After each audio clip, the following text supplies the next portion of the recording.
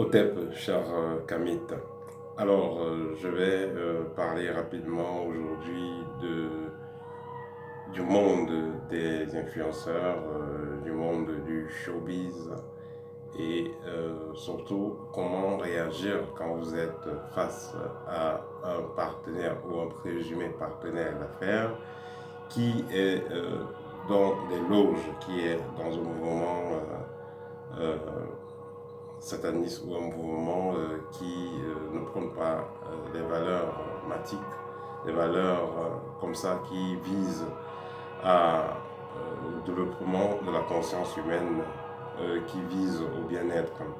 Alors, euh, j'ai donc je fais ce partage parce que j'ai eu un entretien avec un influenceur et durant cet entretien, ces consultations, voilà, il m'a fait part de ce qu'il traverse et après avoir résolu ce problème, j'ai planifié donc faire un partage pour que ça puisse aider la communauté parce que voilà, il y en a qui ont des problèmes, qui traversent de pareils problèmes mais qui n'ont pas, parfois ils ne savent pas à qui ils vont s'adresser et voilà, et c'est la raison pour laquelle donc, j'ai donc décidé de partager ces points avec vous.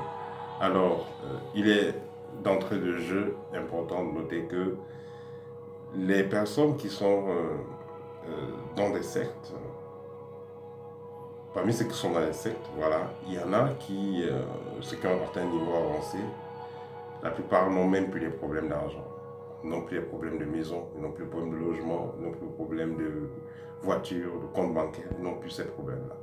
Les seuls problèmes qu'ils ont, c'est quoi? C'est satisfaire les esprits, les démons, les entités avec lesquelles ils ont partisé.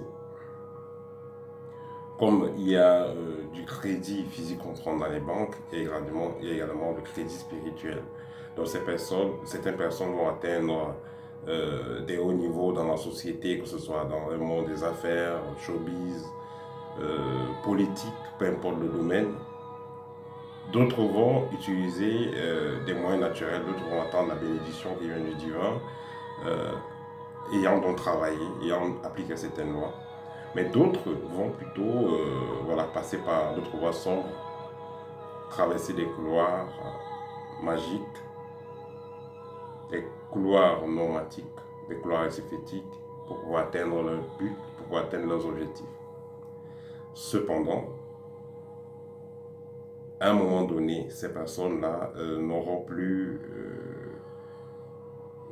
vraiment de paix tant que ces personnes-là, n'est-ce pas, n'ont pas satisfait ces entités-là avec lesquelles ils travaillent, ces entités-là qui les ont poussés, qui les ont assistés, qui les ont soutenus jusqu'à ce qu'ils atteignent le niveau où ils se trouvent.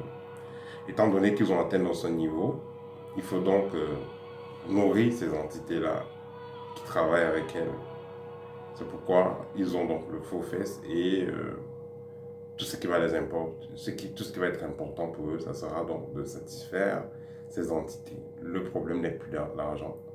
Et pour pouvoir le faire assez facilement, la cible la plus facile, c'est bien la jeunesse. Et pour pouvoir toucher la jeunesse, les personnes publiques, les blogueurs, les stars et tout ça sont donc les personnes les plus indiquées parce que voilà, elles vont toucher une grande personne, elles vont apporter beaucoup plus d'âmes, beaucoup plus de victimes. Alors, quels sont donc les points essentiels sur lesquels vous devez faire très attention quand vous êtes face à ces personnes-là? Déjà, évitez de prendre des cadeaux de n'importe qui. Voilà, vous devez éviter de prendre un instant là. Voilà, vous devez éviter de prendre des cadeaux de n'importe qui. Parce qu'il y en a qui, il y a une devise que certaines satanistes et autres qui sont dans des loges connaissent très bien, servir pour mieux se servir. Donc, c'est-à-dire qu'ils commencent déjà par vous servir, vous faire des dons, vous faire des cadeaux. Et après, ils peuvent vous demander quelque chose en retour. Et si vous ne donnez pas en retour ce qu'ils vous ont demandé, peuvent s'attaquer à vous. Parce que là, vous n'êtes plus dans l'équilibre, parce que vous avez pris et vous n'avez rien donné en retour. Donc, si vous avez des partenaires qui vous font certains cadeaux, veillez à ce qu'on ne donne pas les cadeaux pour rien. Veillez à ce que, voilà, il y ait un certain équilibre. Si vous faites, par exemple, dans la radio, dans la publicité, une entreprise vous a fait des dons, veillez également à faire quelque chose en contrepartie. Ça, c'est la première des choses. Ne prenez pas des choses pour prendre.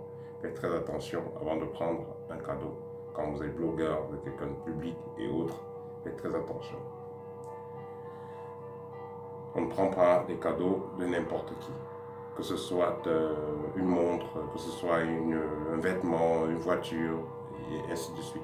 Si c'est une entreprise, par exemple, qui fait dans les montres, qui vous donne une montre gratuitement, si c'est une entreprise qui fait dans des savons, qui vous donne un savon gratuitement, ça c'est autre chose. Voilà. Voilà, ça c'est le premier point. Le deuxième point, éviter voilà, d'être, je vais dire ainsi, redevable. Essayez d'être redevable à certaines personnes, c'est-à-dire que vous êtes en train de travailler pour une entreprise et elle vous donne certains biens à gérer. Essayez de gérer avec la plus grande honnêteté possible, parce que si vous commencez à gérer de façon pas du tout honnête, cela pourra être une porte par laquelle ces personnes-là pourront faire des réclamations auprès de leurs entités. Et là, même si vous avez prié, peu importe ce que vous avez fait, vous pouvez être vulnérable parce que vous êtes redevable. Vous avez vous-même perturbé la balance, il n'y a plus d'équilibre. La personne peut faire une réclamation dans le bas astral et voilà, et vous allez écoper parce que là, vous êtes redevable. Ensuite, il y a le langage. Voilà, il y a le langage, il y a les engagements. Un partenaire, une entreprise peut décider de travailler avec vous. On vous fait un contrat, que ce soit même verbal, que ce soit écrit. Faites très attention à ce que vous acceptez. Si on vous dit quelque chose, vous n'avez pas bien compris, on vous propose quelque chose, prenez le temps de réfléchir, que ce soit un contrat, prenez le temps de réfléchir dessus, que ce soit donc un contrat ici, je veux parler ici d'un contrat écrit, voilà, que ce soit donc un contrat verbal, c'est des engagements. Faites attention avec le langage parce que les satanistes, ceux qui font des pratiques bizarres, ceux qui sont dans des mouvements ténébreux, savent très bien l'art de cacher les intentions avec dans la conversation, dans la parole. Voilà. Et si jamais vous êtes dans un cas où vous avez donc des difficultés à saisir quel type de partenaire vous avez avec un partenaire ou un sponsor, n'hésitez jamais de faire une consultation spirituelle sur ce partenariat, sur la personne avec qui vous travaillez. Voilà, parce que vous savez, le plus important sur cette terre, c'est d'être en paix et vous êtes en paix avec vous-même, vous êtes en paix avec votre entourage et vous êtes en paix avec l'univers. Si vous donnez le meilleur de vous dans tout ce que vous faites, vous aurez des résultats tôt ou tard. Vous n'êtes pas obligé de prendre des raccourcis, aller céder au chantage d'une secte ou d'une association suspecte pour pouvoir atteindre vos objectifs. Parce que voilà, tôt ou tard, vous allez regretter. Parce que la vie dans laquelle nous sommes, c'est juste, comme un sage disait, une succession infinie de tests. Et tous ceux qui vont tremper les mains pour pouvoir évoluer, atteindre des objectifs, finissent toujours par regretter et finissent toujours à ses malheurs. Donc, pourquoi faire dans ce gâchis? Pourquoi perdre donc sa lumière pour gagner des choses qui ne vont pas durer, qui ne vont pas nous permettre de grandir au niveau de l'âme Et comme je le dis toujours, quand quelqu'un quitte ce monde, la personne vous a laissé les maisons, les voitures, pour compte bancaire, même votre téléphone, WhatsApp, tout ça, c'est quelqu'un d'autre qui va utiliser. Ou ça va être bloqué tout simplement. Donc autant mieux, tant que vous êtes là, faites quelque chose d'assez équilibré, d'assez matique. Voilà. Et vous partirez, vous quitterez ce monde avec du sourire. Et pas avec du regret. Parce que vous avez vendu votre âme, vous avez envoyé des âmes euh, devant, vous avez vendu des âmes et tout ça. Voilà. Vous avez fait des pratiques assez hypothétiques, assez